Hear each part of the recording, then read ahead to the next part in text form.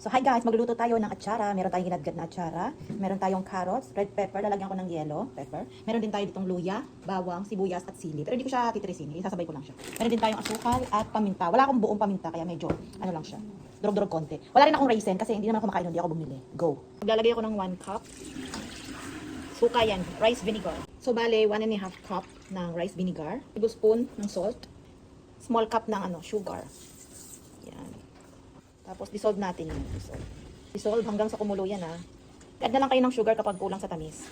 Ayan. Once kumulo na, ilalagay na natin ang ating mga aromatics. Ayan.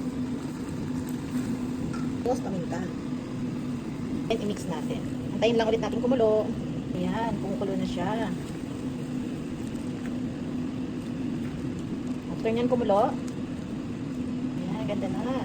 Lalagay na natin yung ating inayad na papaya. Marami pa yung aromatics natin guys sa papaya. Salamat sa sponsor ng papaya kay Madam Sheila. Ayan, lulutuin lang natin to ng 2 minutes lang. Magbilang na kayo ng 2 minutes tapos ready na yan. Pamigay, charot lang. Mas marami yung aromatics natin kasi gusto ko yan.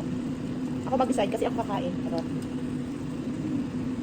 minutes lang na and then ready to serve na. So, diba? Ang ganda. Colorful. Wala lang pasas. Cherry bells na yan. Kasi ako mahilig sa pasas. So, kuha ko pa. Pero naghanap naman ako dyan sa convenience store. Tinamad lang ako lumipat dun sa kabila. Ready na yan.